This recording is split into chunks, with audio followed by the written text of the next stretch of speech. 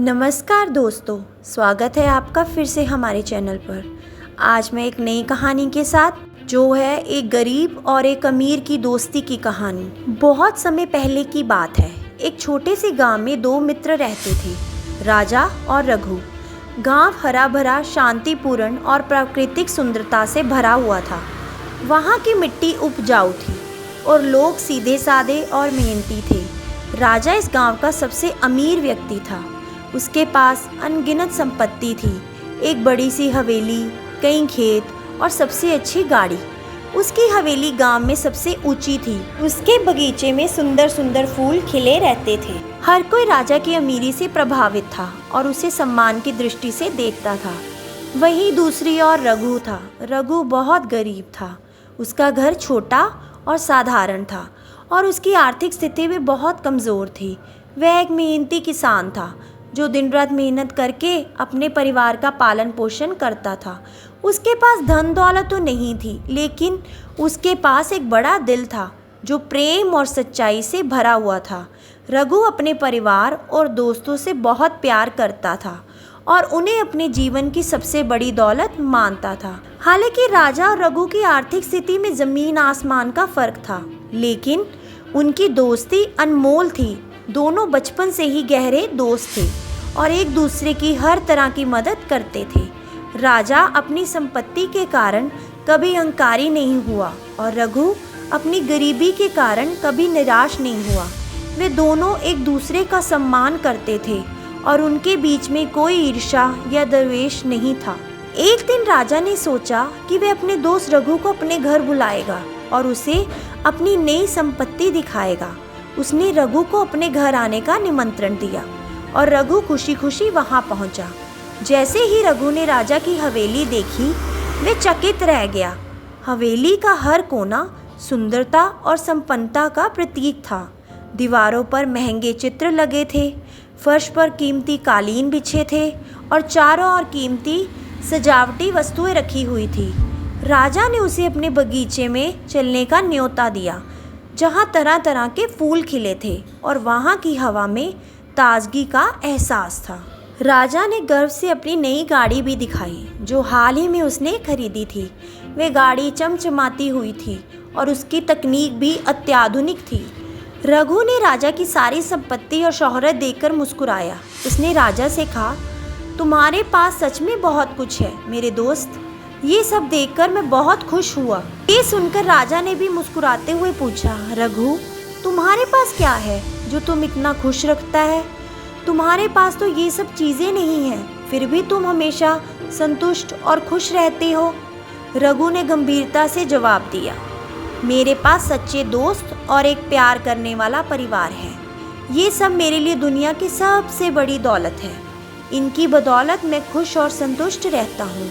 मेरे पास धन दौलत तो नहीं है, लेकिन मेरा दिल सच्चे प्रेम और संतोष से भरा हुआ है। राजा ने रघु के शब्दों को गंभीरता से सुना और गहराई से सोचने लगा। उसने सोचा कि उसके पास धन तो बहुत है, लेकिन फिर भी वह खुश क्यों नहीं है? क्यों उसे हमेशा कुछ और पाने की लालसा लगी रहती है? क्यों वह कभी संतुष्ट महसूस नहीं करता? ये सवाल उसके मन में गूंजने लगा और उसने महसूस किया कि सच्ची खुशी संपत्ति में नहीं, बल्कि सच्चे रिश्ते और प्यार में होती है। राजा ने उस दिन रघु से एक महत्वपूर्ण शिक्षा ली। उसने सोचा कि अब से वह अपनी संपत्ति के पीछे भागने की बजाय अपने रिश्तों को महत्व देगा। उसने महसूस किया कि सच्ची दौलत वह होती है जो दिल से जुड़ी होती है, ना कि वह जो पैसे से खरीदी जाती है। कहानी यहाँ ख़त्म नहीं होती, क्योंकि कुछ दिनों बाद गांव में एक भयानक आपदा बाढ़ आ गई। बाढ़ ने गांव के कई हिस्सों को बुरी तरह से प्रभावित किया। राजा की हवेली, जो कभी उसकी संपत्ति का प्रतीक थी, बाढ़ के पानी में बह गई। उसकी गाड़ी, खेत और अन्य संपत्ति भी बाढ़ में नष्ट हो गई। राजा अब संपत्ति के मामले में रघु से भी गरीब हो गया था। रघु का घर भी बाढ़ से बच नहीं पाया, लेकिन उसने अपनी हिम्मत नहीं खोई। उसने अपने दोस्त राजा की मदद करने का फैसला किया, क्योंकि वह जानता था कि सच्ची दोस्ती का मतलब यही होता है। गांव में एक दिन अचानक मौसम बिगड़ने लगा। बादल घिर आए और तेज बारिश शुरू हो गई। पहले तो लोगों ने इसे सामान्य बारिश समझा, लेकिन जल्द ही स्थिति भयानक हो गई। गांव में बाढ़ आ गई जिसने सब कुछ तहस नहस कर दिया। नदी का पानी गांव के हर कोने में फैलने लगा और लोग डर के मारे अपने घर छोड़कर सुरक्षित जगहों की ओर भागने लगे। राजा, जो अपने घर में आराम से बैठा हुआ था, अचानक अपने नौकरों की चीख पुकार सुनकर बाहर आया। उसने देखा कि उसकी हवेली का निचला हिस्सा पानी में डूब चुका था। उसके कीमती सामान, गाड़ियाँ और बगीचे सभी पानी में बह गए थे। हवेली की दीवारें कमज़ोर हो गई और एक एक करके टूटने लगी।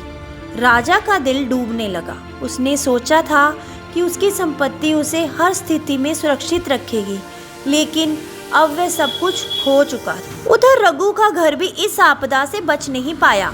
उसका छोटा सा घर पूरी तरह से पानी में बह गया और वह और उसका परिवार असहाय हो गए।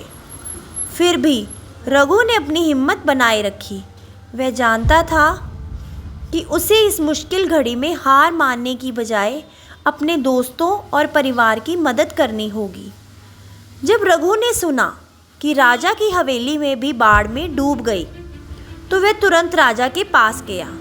उसने देखा कि राजा अपनी टूट चुकी हवेली के मलबे के पास बैठा हुआ है और उसकी आंखों में आंसू हैं।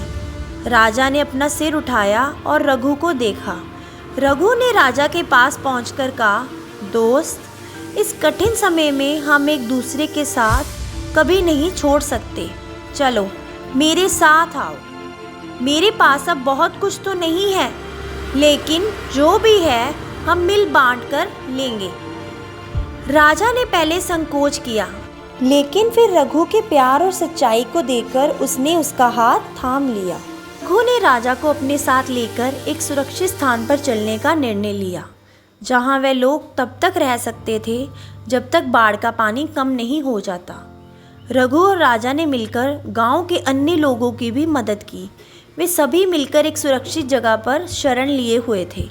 बाढ़ के बाद गांव में काफ़ी नुकसान हुआ, लेकिन रघु और राजा ने अपनी दोस्ती का सहयोग से न केवल एक दूसरे की मदद की, बल्कि गांव के अन्य लोगों को भी संकट से उभरने में सहायता दी। बाढ़ के कुछ दिनों बाद पानी कम होने लगा और गांव के लोग धीरे धीरे अपने घरों की ओर लौटने लगे।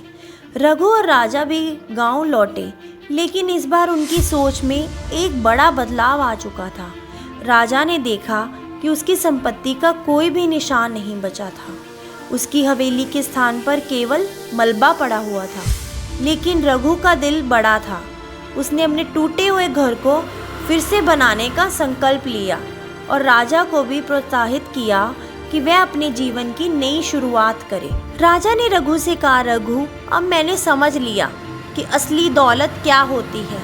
मैंने हमेशा धन और संपत्ति को ही सब कुछ माना, लेकिन आज तुम्हारी मदद और सच्ची दोस्ती ने मुझे सिखाया कि असली दौलत दोस्ती, प्यार और परिवार में होती है।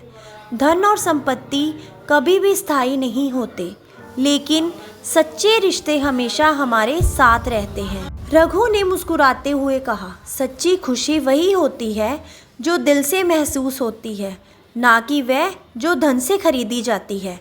हमें अपने रिश्तों को महत्व देनी चाहिए, क्योंकि यही हमें सबसे अधिक संतुष्टि और खुशी देते हैं। राजा ने अब अपनी बाकी ज़िंदगी सादगी और सच्चाई के साथ जीने का संकल्प लिया। उसने अपनी संपत्ति के बारे में चिंता करनी छोड़ दी और रघु के साथ मिलकर गांव के लोगों की मदद करने का काम शुरू कर दिया। दोनों दोस्त फिर से अपनी पुरानी दोस्ती में लौट आए, लेकिन अब उनके बीच का रिश्ता और भी गहरा और मजबूत हो चुका था। सो दोस्तों, इस कहानी से हमें ये शिक्षा मिलती है कि असली दौलत धन और संपत्ति नहीं, बल्कि सच्ची दोस्ती, प्यार और परिवार के साथ होती है।